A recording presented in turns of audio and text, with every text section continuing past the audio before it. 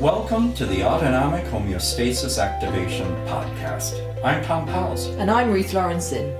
We'll be unpacking what it looks like to activate your brain to holistically manage stress and trauma to facilitate homeostasis. Being free to experience wellness in body, mind, and spirit. Thank you for joining us. Let's get this conversation started. Well, we're here again with you, Tom, and a conversation all about wellness. I'm excited about diving into this conversation because we're going to be talking a little bit about not a little bit, a lot actually, about what's beneficial and what's detrimental. This lens that's so crucial if we are to kind of envision a journey of wellness, so to speak. This is the lens that we need to we get to have on this journey: beneficial, detrimental. Do you want to just kick us off with that first? Like, why are we talking about these words? Like, what's the difference? In your experience, Tom, I know that, we can use the other words that can help us determine things, but these are the two that you've really landed with that seem to really, really kind of help us know whether something is good and well and full of well-being, or something is towards illness, right? Yep. So beneficial versus detrimental. Beneficial means it contributes to well-being. It contributes to something. It is beneficial. It is something that contributes to something becoming healthier, more productive. And detrimental is something that takes away, that hinders, that alters in a negative way. And seeing things from that discrimination of, is this beneficial or is it detrimental? Not, do I like this? Is, do I think this is beneficial because it aligns with some thing or some cause or whatever, but does it create a benefit to the situation, to people's lives, the people are involved in? Does it benefit them? Or is this detrimental? There are a lot of times that we confuse them. We think something is beneficial when the actual impact it has is detrimental. Yeah. And but go ahead. Well, I was just thinking, because it's funny because, we've been doing this podcast now for many years, and obviously this language is familiar to me now because we've been talking about it for many years. Yes. And so I often ask, it's become, I've adopted it as my own language. And, so when something happens, like an opportunity or a situation, I do ask myself, is this beneficial or is it detrimental? And I found myself, it's better language for me. So I think in the past, I would, maybe it's like, is this good or is this bad? It doesn't quite get you there. It's not giving you the accurate information for you to make the decision. And so I think it's just really good. I was just going to say, because I think we do have different language of, is this wise? Should I do this? But actually, does this provide benefit for me and others? Or is this going to be detrimental for me and others? It's just a really good, it's just a really good place to be, to have that lens. So I just want to advocate for it, I guess. Yes. And so when it comes to wellness and moving toward and prioritizing a sense of well-being, that's a mutual thing. To experience well-being as a human being involves more than just you. Yeah. And so what we're going to be looking at are 5 fundamental issues, items, whatever the word is, aspects of wellness and well-being that profoundly influence it in a beneficial way or in a detrimental way. Mm-hmm. Yeah. There are 5 things. They happen to all begin with P, but that wasn't my point. It just happened to be that way. And the first one was people. So we're going to look at these 5 aspects of wellness and well-being Through the lens of through the lens of beneficial or detrimental. Yeah. So people. Are people essential? We are one. We live among them. Mm-hmm. There is mutual impact, but we get to be selective. Mm-hmm. We don't have to just have people in our lives and lots of people or exclude them. So when it comes to people, think about well-being and wellness and the impact, beneficially or detrimentally, that people have on that. Yeah. Mm-hmm. So this is, go ahead. I think it was the last episode, and if you're listening, maybe go back one, but this is an expression really of that extended homeostasis. Mm-hmm. Yes. So what we're saying is we cannot see well-being as an isolated thing that we can control all on our own, just for me. It's like well-being is a community venture. And so when we have we know that with the practice of AHA, we can facilitate homeostasis within our body, within our mind, within our spirit, when we practice it through a session with you, for example, Tom, or a practitioner.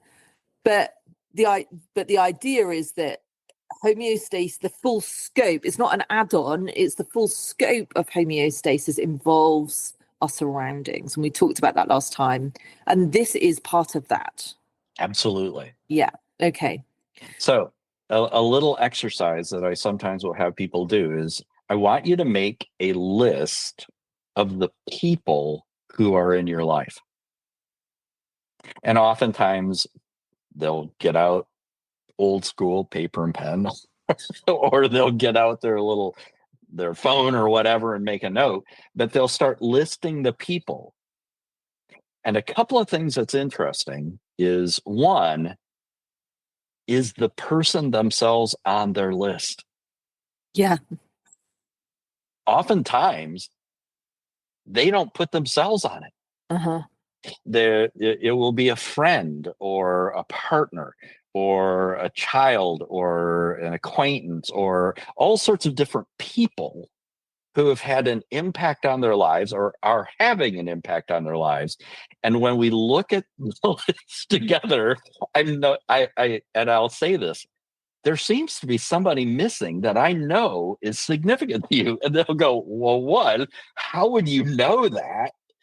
You don't know all the people I know. And I said, no, I do. And the person that I'm seeing that isn't on your list is you. You didn't put yourself on that list. Now, you don't have to be the first one on the list, but someplace on the list, you want to have you on that list. Mm-hmm. And then to look at that list of people and how much impact does each one of those people have on you? Because somebody can have a really profound impact, but you may not spend the majority of your time with them. Mm-hmm. Or you may spend the majority of your time with somebody and they are the most impactful. So looking at it, that list of people, hopefully you're on it. And then from the perspective of how much impact does that person have on my well-being? Mm. And then 2, from the perspective of this person has a significant impact on my life. Is it beneficial or detrimental? Mm-hmm. We don't have to have somebody on our list because they want to be on our list. Mm-hmm. We don't have to do that. Some people feel that they do. I don't have to have somebody on my list because I want them on my list. or other people say this person should be on your list. Who are the people on my list, including myself, and what degree of impact do they have? And is that impact beneficial, net, or detrimental, net?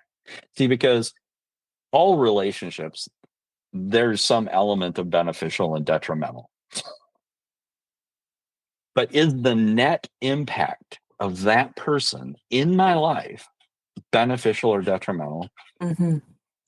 And here's why. Because the next P of these 5 that relate to wellness and well-being is purpose. Yeah. And purpose is, what is my purpose?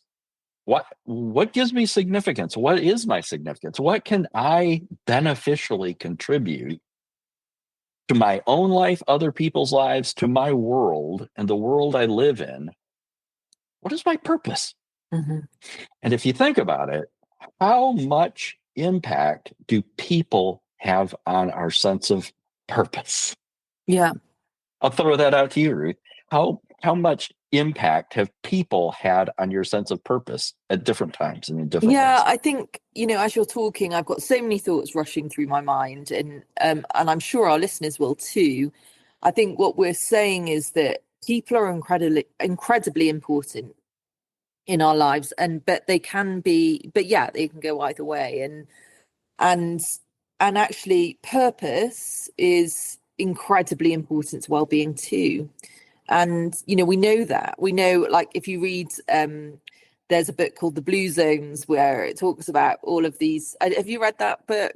No, but I'm fascinated. It's a great book, and it came out years and years ago, but and it's a study of all of the people that live for over 100 years. Oh, okay. Guy goes around the world, and he goes to Japan and the Greek islands and all these different spaces to try and find, well, what is it then? And it's funny because the Greek person is someone who walks 5 miles a day and drinks half a bottle of red wine for lunch, but it's like real red wine, that is like organic and goat's cheese and all sorts of stuff.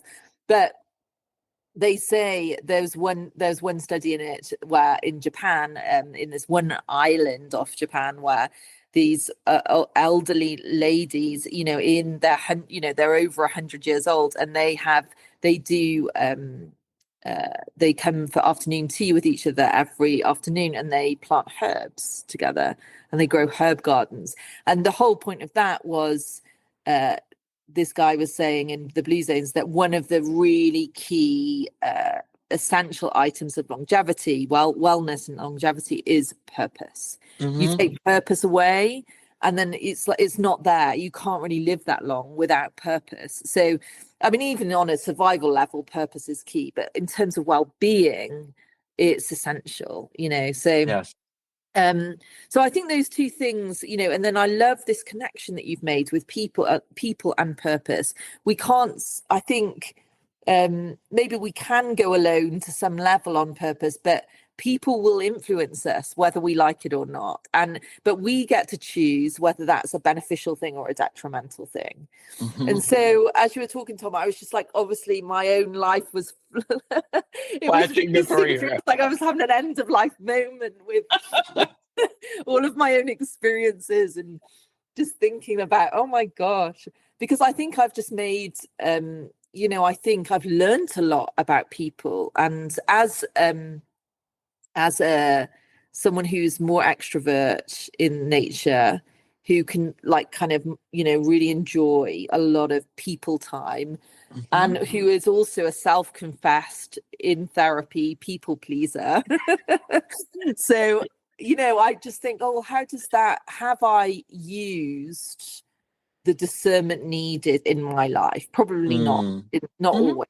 And actually there is an important, and it's not to say that every single person that's in your life has got to be influencing purpose in a beneficial way. There's always going to be some people in your life that are, more draining, or, you're giving more or whatever. But I think what we're saying is you've got to have a few core people here that you're giving your time to, and you're conscious of that you're investing, and they need to be the type of people that are benefiting you in a way with it adds to your purpose. Is that's correct, right? Yep, absolutely.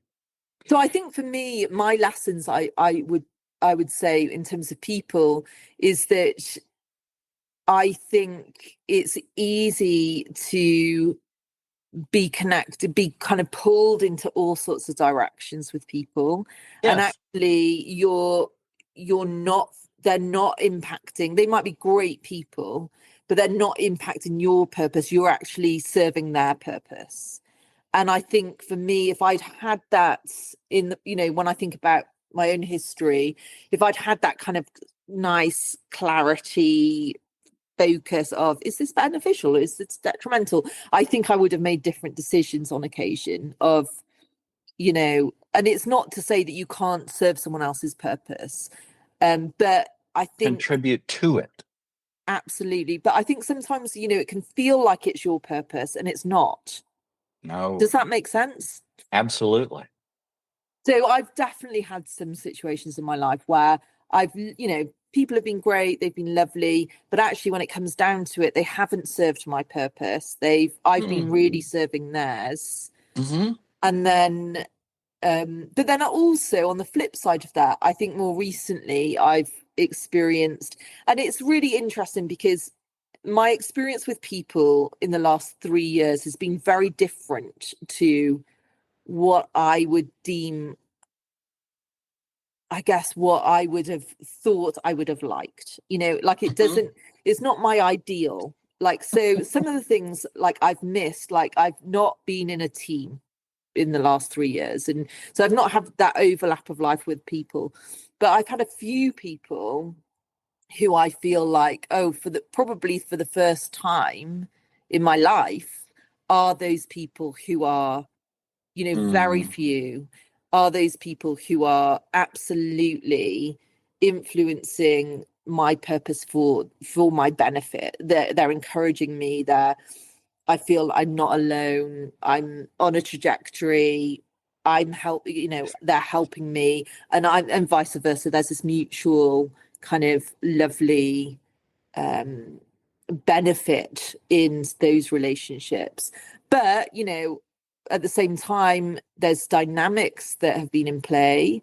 And I think this is really interesting, this topic. I feel like I've got less local people. And more, there's a globalization that's opened up, I think, with people.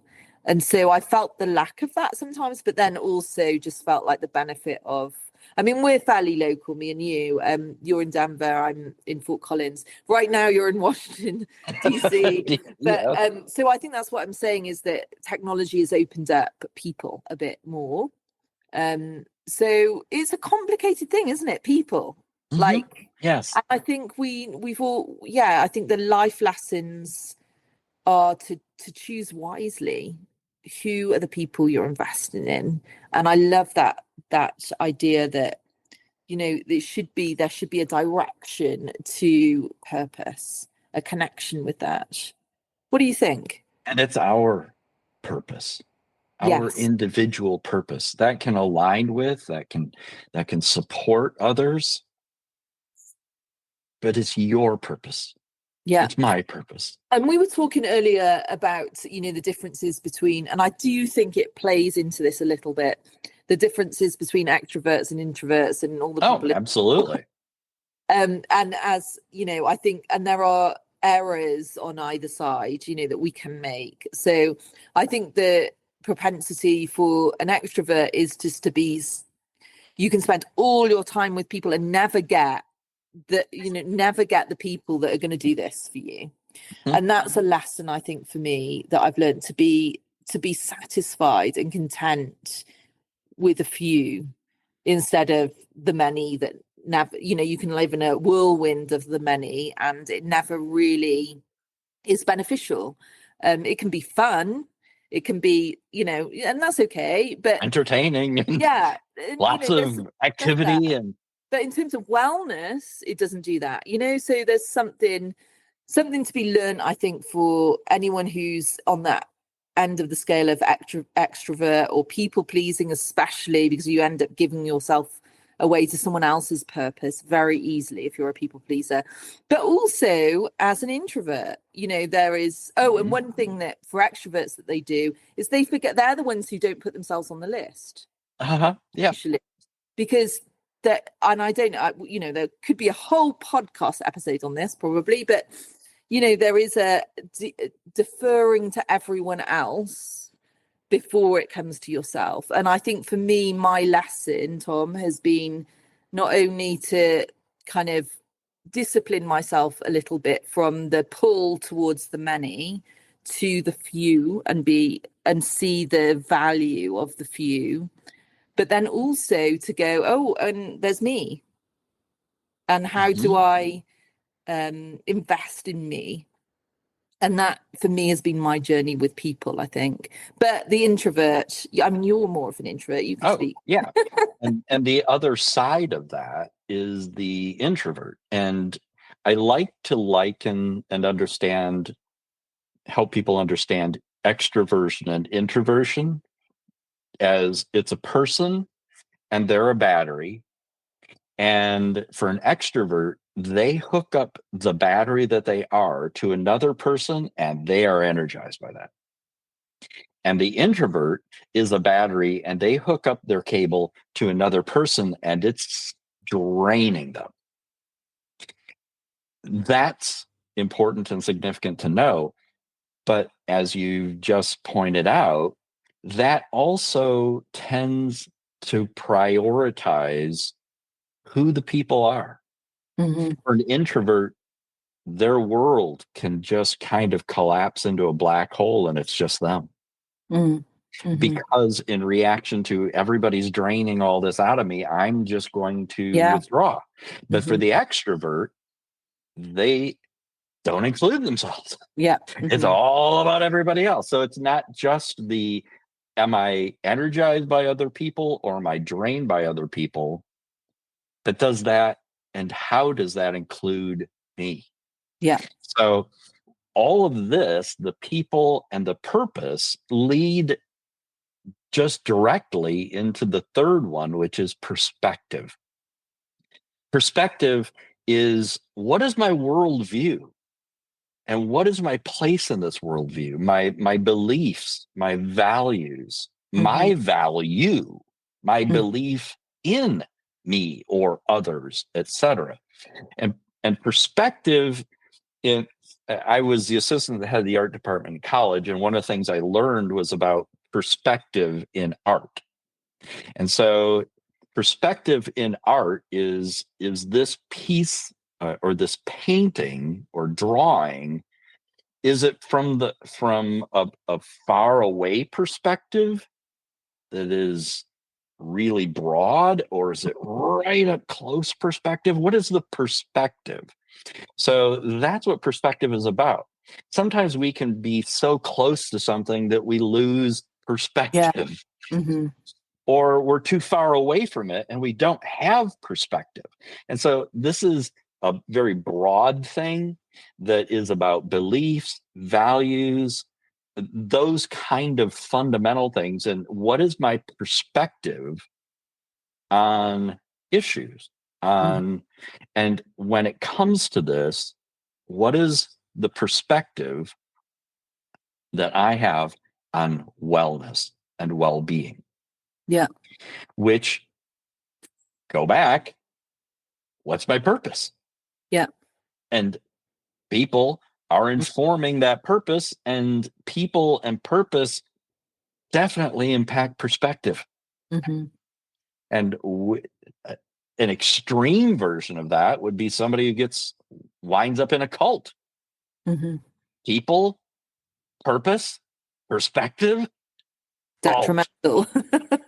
Wait, what? This was represented as something that was, but this is now something I'm trying to escape. So people, purpose, perspective, and those people, purpose, and perspective really impact perception. And by perception, it's literally a sensory processing of information. Yeah. Which, from that perspective, what am I hearing? What am I seeing? What nonverbal communication am I being exposed to? What is my perception? And you see how significant that is to perspective, Yeah. which was influenced by the purpose, which was influenced by people. And so this people, purpose, perspective, perception. How am I perceiving myself, others, and situation? I like to talk about perception of self, others, and situation, because if you take the first letter of that, it's an SOS. And an SOS signal to save our souls. Yeah. And I've gotten into a place where my perception is not of well-being, but of, am I even going to survive? And go I was just going to say, I think that, those two, and I think that they're almost twins. Would you say they're twins? Like they're very much related, because you can't have perspective without perception, and perception informs perspective.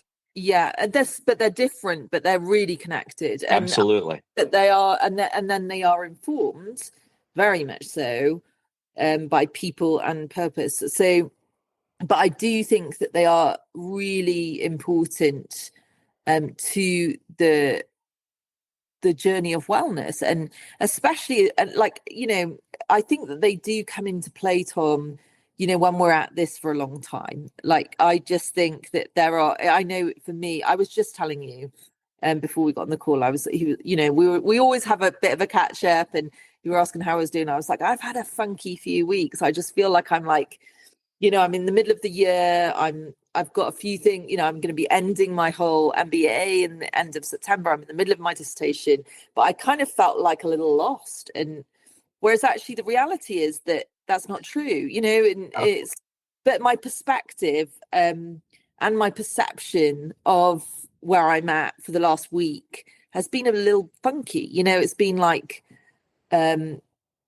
I guess, just like, what am I doing again? Like, where am I going? That type of thing. Purpose, and that's yes. all perspective and perception. And was very much related to people. Yeah. And who you could connect with, who I can't connect with. How am I connecting with them? Yeah. So I think, there are times in our journey that, and I think we're all open to this, right? Where we will, our perspectives and perceptions will throw us. And so, let's talk about it. With perceptions, you have one of the big parts of the AHA approach to wellness is looking at our perceptions. And you've got something that you call the seemingly rational perceptions, which seem very rational to us, but they're not. Nope. And then the alternatives are these actual rational perceptions.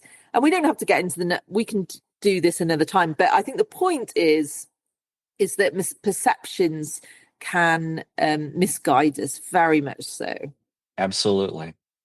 And create and inform the emotional environment that we live in, which can either be very healthy and thriving, or I'm not sure I'm even going to survive this.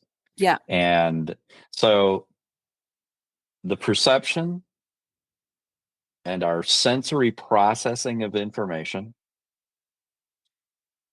and how that is related to and a function of and informs perspective, beliefs, values. There are lots of people who have lots of values and beliefs, and frankly, they're horrific. And they are not mutually beneficial. But there are those who have it's mutually beneficial perspective, which flows out of their purpose, their sense of purpose, which is informed by people.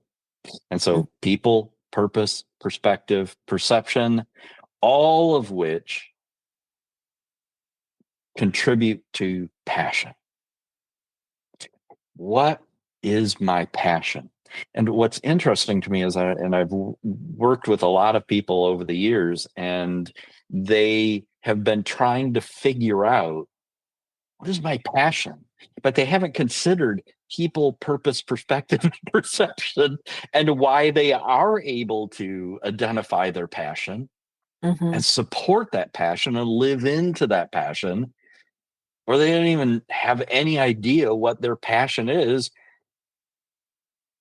because they haven't accounted for people. And they have no purpose. And their perspective isn't beneficial. And so their perceptions of themselves, others, and situations is off. And they don't even have an idea of what is my passion. Does that even matter? Am I okay with that? See, the reason that's so significant is because if we don't have an identified passion, this is my passion, this is what I give my life to, then we run the risk of getting involved in all sorts of passions. Yeah. And this feels so good, and I'm so passionate about. Okay. Is that beneficial? Is it detrimental? Is it contributing? Or is it taking away? Yeah. If there's anything that human beings tend to be about, it's their passions. Okay, that may be a wonderful thing, or it might be good luck with that. Okay, you're real passionate. I can appreciate that. But what impact is that having on you and other people? Yeah. I Because think if for we me, don't identify passion, then we often will become just involved with passions. it's Anyway, like go ahead. we need passion. So like it's to me, passion is like an energy, and it's something Literally. that runs me in everything. And like when it's not there, we have to get it somewhere. So we, like you say, we end up going to the things that feel good, that aren't the real passion. So then that becomes very detrimental at that point. But passion is, something that for me, when I'm kind of, I think, when I lose connection with my passion, it's very difficult to, I lose kind of a sense of purpose, perspective, all of those things kind of, it's like a domino set. It can collapse quite easily. But I think I love the overall, these P's, the people, purpose, perspective, perception, and passion. And then, and how important these are for the journey of wellness. This whole season is the fundamentals of wellness. These are fundamental parts of wellness. And for anyone who is pursuing wellness, which hopefully everyone is, these are the things that are really important to grapple with, not just on their own, because they're very interconnected. And so thinking through, okay, who are the people in my life, and are that, is this beneficial? Like as a extrovert or introvert, have I got some blind spots here? Am I always doing the same thing and ending up nowhere? Like that's like a red flag. And purpose. Where am I ending up? Where am I going? What's my purpose? And then, with purpose, actually, if you've been trying to do it all on your own, you might need people. Like go find some people that will help you with your purpose. And the perspectives, I think, again, if we as human beings have a very closed, like bubble-like perspective, it's going to be very difficult for us to be well.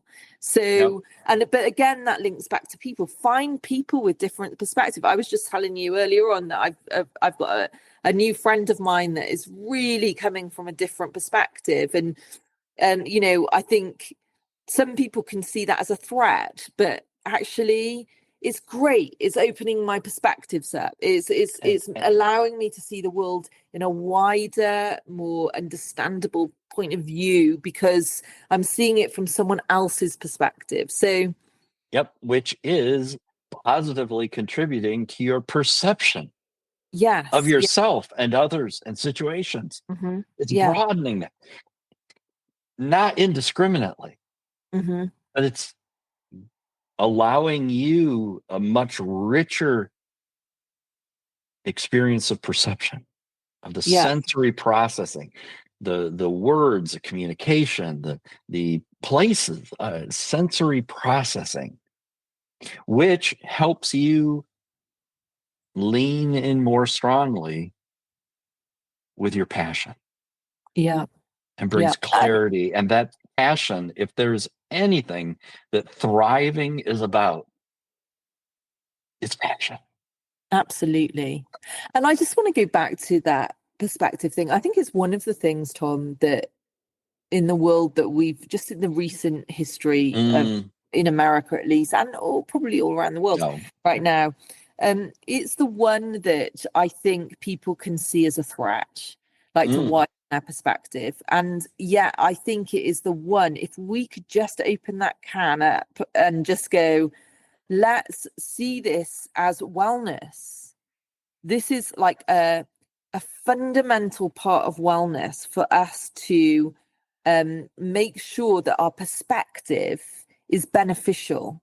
And actually, if our perspective makes us not want to care for another human being or wants to take someone else's human rights away, our perspective needs looking at, and we need to understand that we've all got a certain perspective from our upbringings, from the place we live, from the state we live in, like everything, the family culture will shape our perspective. And the more and more we can grow as humans in learning perspective, I think the more we will kind of really root down into that wellness journey. We don't have to change it. It's not about changing our minds or giving up, but it just really is opening something up. And I really think it's linked to, I feel like, the last, again, just a little bit of my own history, but the last few years, I would say my perspective has really opened up on a lot of different issues.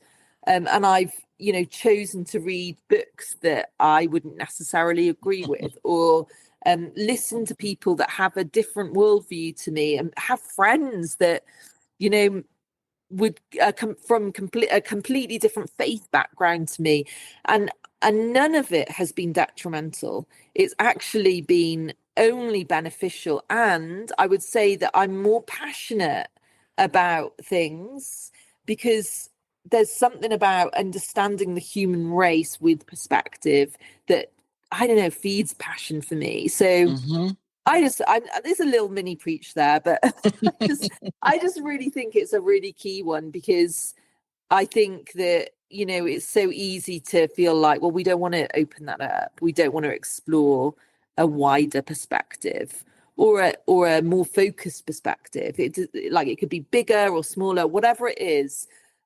Work on perspective if you're seeing things that are red flags for being detrimental. Yep. Because wellness is about thriving, not just surviving. People can contribute to thriving, or people can impact it and you hope to survive it.